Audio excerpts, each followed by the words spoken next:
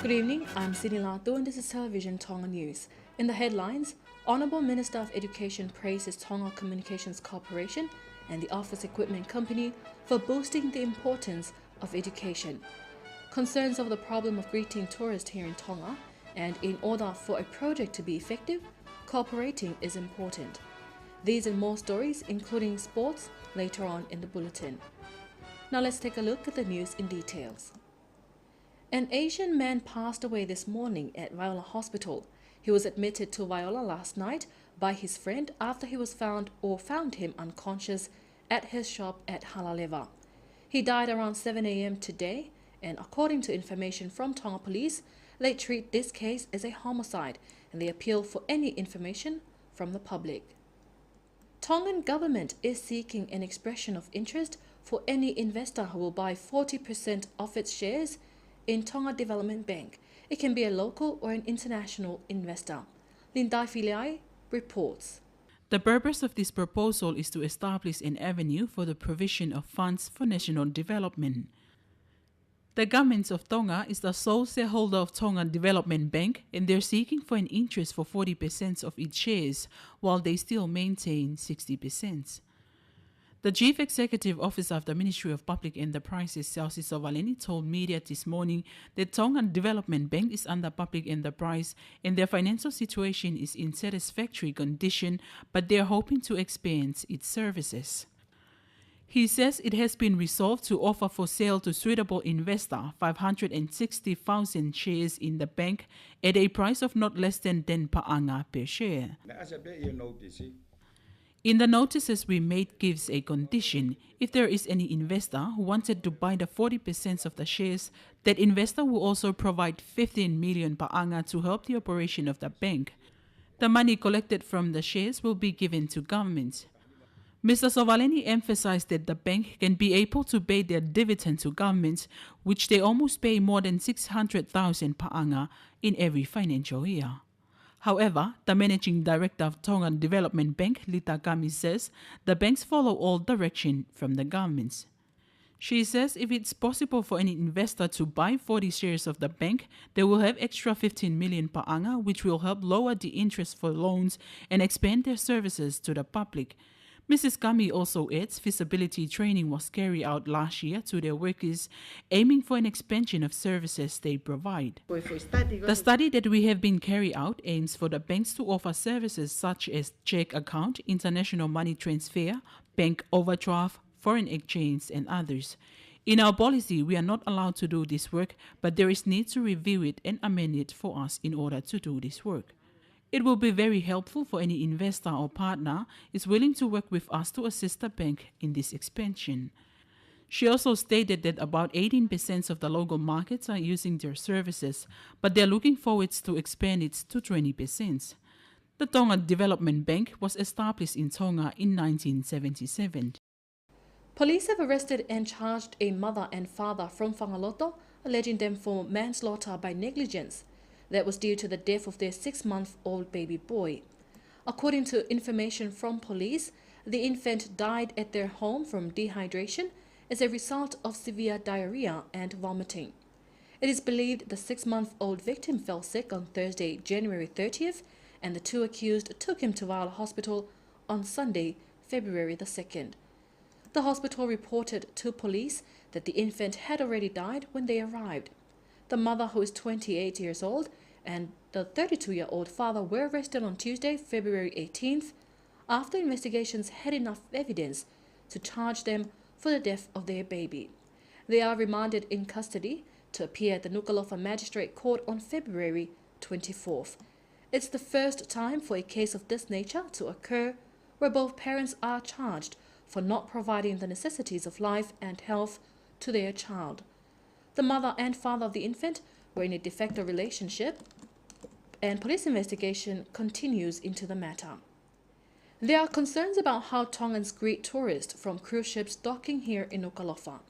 This was revealed by the committee that organizes the programs for cruise ship visiting Tonga during a radio and televised program on Radio Tonga and Television Tonga with the Ministry of Tourism, Labour and Commerce.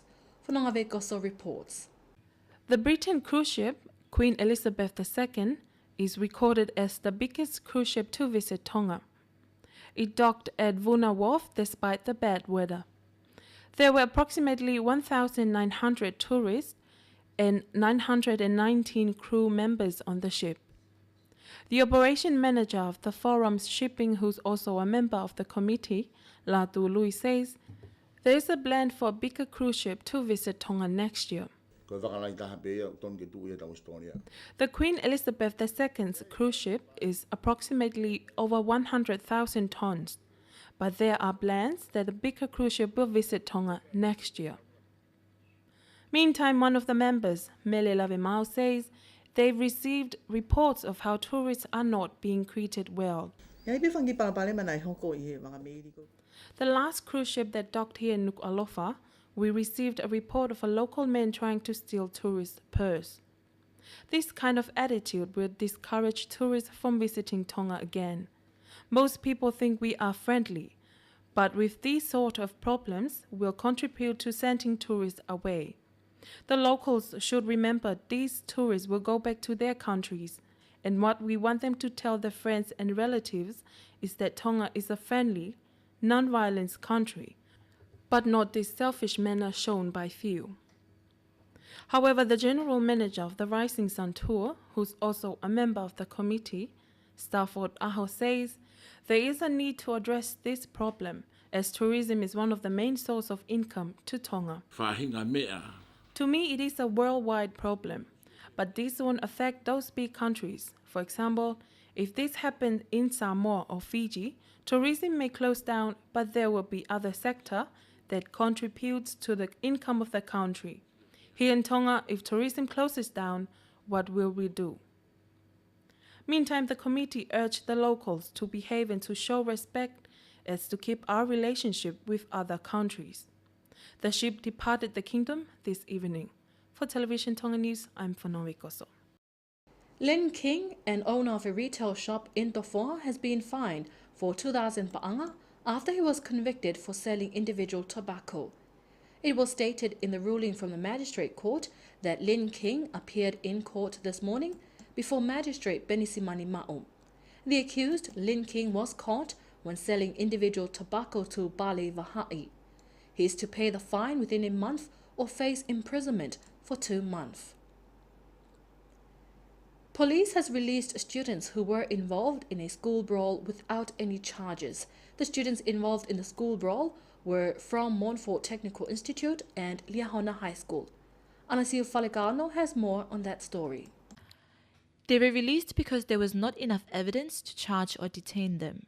The acting superintendent of the Nuku'alofa police station, David Tafifita, has confirmed this with Radio and Television Tonga News that police has already interviewed some of the witnesses, but to no avail. Meanwhile, Radio and Television Tonga News has a video of what has happened. It has appeared that there were boys without school uniform involved in the fight, about 10 wearing Liahona High School uniform and 8 in Montfort School uniform. The video has shown that the fight was just started when the police intervened. Acting Superintendent David Tafifita highlighted the importance for the public to cooperate with the ministry in working hand in hand to minimize school brawls. The MV Onemato is not in service since Tuesday last week after its yearly checkup by the Marine Department of the Ministry of Infrastructure or had found some defects. Whanawe Koso with the details. According to the Marine Department, those defects involved a breakdown of its emergency wheel, and advice has been given to the boat authority and its board members to repair those defects before they can continue with their normal service. There were also other defects, but no further information released from the Marine Department. Meanwhile, the chairman of the Ewa Transportation Council, Dr. Daniela Fusmalohi, told Radio Tonga News that it has been a year since the beginning of the MV Onemato's transportation services, and there's a need to upgrade some of its equipment to match the standard according to the requirement for sea traveling. Daniela also confirmed the service will be back to normal once the Marine Department passes what has been done for the repairing of those defects. For Television Tonga News, I'm Whanawe Koso. In order for a project to be effective, cooperating is one of the main issues raised in a survey carried out at the Sopo o Tau Whaahau. Salamo Fulivai was there and filed this report. Tonga Community Development Trust conducted the survey with regards to a pilot project they're implementing on several villages here in Tongatapu in collaboration with Rotary clubs from Australia and New Zealand. Speaking to Radio and Television Tonga News, the District Governor for the Victoria Rotary Club in Australia, Tony Spring, and Stuart Batty from the Rotary Club in Christchurch, New Zealand says that the people in the village are the most important stakeholders in the pilot project. Therefore, it is important that they work together for a successful outcome. Attending the program was the CEO for the Ministry of Agriculture, Food, Forestry and Fisheries, Losaline Ma'asi, Deputy Director for the Tonga Community Development Trust, Papiloa Bloomfield Foliaki, District Officer for the District of Kolomotua, Matayas Holani, and the people of the village. The CEO Losaline Ma'asi says the people should be thankful and grateful for all the help.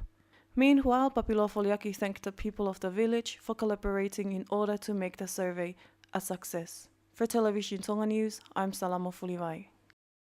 The Friendly Island Bus Association this morning submitted a request to the Prime Minister and the Cabinet to remove duty and consumption tax fees on diesel fuels, amongst other things.